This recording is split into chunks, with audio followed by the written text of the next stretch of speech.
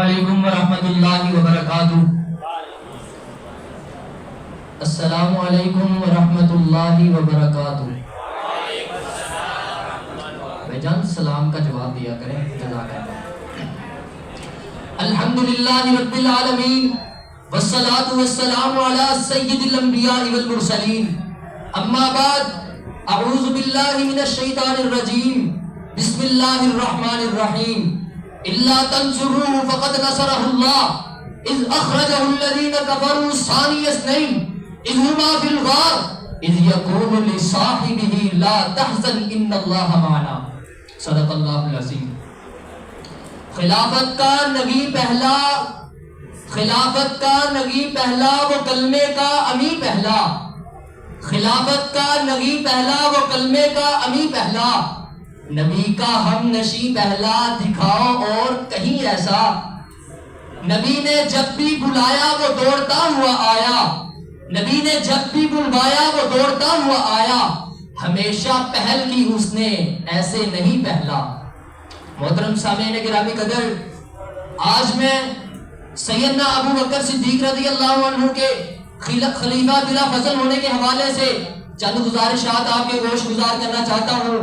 سب سے پہلی بات، یہ بات اپنے ذہن میں بٹھا لیجئے، جس طرح سورج کا مشرق سے نکل کر مغرب میں غروب ہونا حق ہے، جس طرح اندھیری رات میں چودھویں کے چاند کا چمکنا حق ہے، جس طرح سید المرسلین جناب محمد الرسول اللہ صلی اللہ علیہ وسلم کا خاتم الانبیاء ہونا حق ہے، اور جس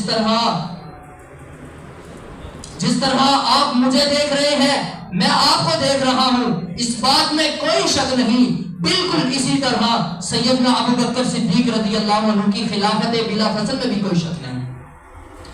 سب سے پہلے اللہ تعالیٰ اپنے قرآن مجید میں ارشاد فرما رہے ہیں، اذ یقول لصاحبہ لا تحزن۔ اللہ تعالیٰ نے سیدنا ابو بکر صدیق رضی اللہ عنہ کے لیے لفظ صاحب کو پسند کیا، اور صاحب اس کو کہتے ہیں جو زیادہ تر بندے کے ساتھ رہے، جو اکثر طور پہ انسان کے ساتھ رہے، اس کو صاحب کہا جاتا ہے۔ اس لیے قرآن نے بیوی کو صاحبہ کہا، اس لیے کہ وہ انسان کے خاوند کے ہر وقت ساتھ ہوتی ہے۔ نبی کے ساتھ ہر وقت ابو بکر صدیق ہوتے تھے، اسی لیے قرآن نے انہیں صاحب کہا۔ اب پیغمبر کی حدیث مبارکہ سے سیدنا ابو بکر صدیق رضی اللہ عنہ کی خلافت بلا فصل ثابت ہوتی ہے۔ خلیفہ کے دو کام ہوتے ہیں، سب سے پہلے وہ امت کی امامت کرواتا ہے، دوسرا یہ کہ امت کے معاملات کو حل کرتا ہے۔ جناب محمد الرسول اللہ صلی اللہ علیہ وسلم نے اپنی موجودگی میں سیدنا ابو بکر صدیق رضی اللہ عنہ کو اپنے مصلی پہ کھڑا کر کے یہ ثابت کر دیا کہ امت کا امام جس طرح میری زندگی میں ابو بکر ہے، اسی طرح میری غیر موجودگی میں میرے اس دنیا سے تشریف لے جانے کے بعد امت کا خلیفہ بھی ابو بکر ہے۔ دوسری بات، امت کے معاملات کو حل کرنا خلیفہ کی ذمہ داری ہوتی ہے۔ ایک مرتبہ ایک عورت نبی صلی اللہ علیہ وسلم کے پاس تشریف لائی، آ کے اپنا مسئلہ رکھا اور اس کا جواب لیا، اس کے بعد جانے لگی، کہنے لگی حضور اگر دوبارہ میں آئی اور آپ مجھے نہ ملے تو میں کس سے ملوں؟ حضور نے کہا اگر تو دوبارہ آئے تو میں تجھے نہ ملوں تو تو ابو بکر کے پاس جانا۔ یہاں سے بھی سیدنا ابو بکر صدیق رضی اللہ عنہ کی خلافت بلا فصل ثابت ہوتی ہے۔ اور ایک بڑی واضح حدیث صحیح مسلم کے اندر سیدہ عائشہ رضی اللہ عنہ سے مروی ہے کہ رسول اللہ صلی اللہ علیہ وسلم اپنے آخری وقت میں بستر پر لیٹے ہوئے ہیں، بخار کی شدت ہے، سیدنا عائشہ رضی اللہ عنہ سے فرمایا حضور نے کہ اپنے بابا ابو بکر کو اور اپنے بھائی کو بلا کے لاؤ، میں انہیں کچھ لکھوانا چاہتا ہوں، مجھے ڈر ہے کہ کہیں میرے جانے کے بعد کوئی میری جانشینی کی خواہش نہ کرے۔ اس کے بعد نبی صلی اللہ علیہ وسلم نے فرمایا کہ رہنے دو، مجھے یہ یقین ہے کہ اللہ اور مومن ابو بکر کے سوا کسی پہ متفق نہیں ہو سکتے۔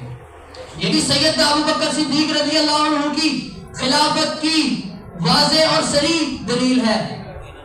اور اگر اجماع صحابہ کو دیکھا جائے تو جس طرح صحابہ کرام نے پیغمبر کی موجودگی میں سیدنا ابو بکر کی इमामत बिला फसल को कबूल किया, इसी तरह पैगंबर की के बाद सहाबा इकराम ने सैयदना अबू बकर की खिलाफत बिला फसल को भी कबूल किया। और अगर शिया कुतुब की बात की जाए और तफसीर कुम्मी को उठा के देख लो, नाजुल बलागा को उठा के देख लो, अपने इमाम बाकिर को उठा के देख लो, उन सब से साबित है कि सैयदना अबू बकर सिद्दीक रज़ी अल्लाह अन्हु खलीफा बिला फसल थे। आज का राफ़ज़ी कहता है कि मैं सैयदना अबू बकर सिद्दीक को मोमिन नहीं मानता, मैं कहता हूँ जो बंदा सिद्दीक को मोमिन नहीं मानता, मैं उसके ईमान को ही नहीं मानता। फिर कहने लगा कि जनाब सिद्दीक को अली ने नहीं माना था। मैंने कहा सुन ले, आज से कई साल बेशतर अल्लामा एहसान इलाही ज़हीर शहीद रहमतुल्लाह अलैह ने तुम्हें ललकार के कहा था, और सारी कायनात के शिया उलमा को मेरा ये चैलेंज है कि कोई माई का लाल आए और मेरे साथ सामने बैठ के गुफ्तगू करे, अगर 3 मिनट इस मसले पे गुफ्तगू कर सके कि सिद्दीक को अली ने नहीं माना था, मैं काबे के रब की कसम मोहम्मद के मिंबर पे कदम रखना छोड़ दूंगा। उसके बाद रवाफिज को सर उठाने की जुर्रत नहीं हुई, उनके पास दलील नहीं बची, और जालिमों ने एक घिनौनी साजिश रचाई और अल्लामा साहब को शहीद करवा दिया। ये जालिम ये तो कर सकते हैं, लेकिन सैयदना अबू बकर के सिवा और किसी को खलीफा बिला फसल साबित नहीं कर सकते। वमा तौफीक इल्ला बिल्लाह।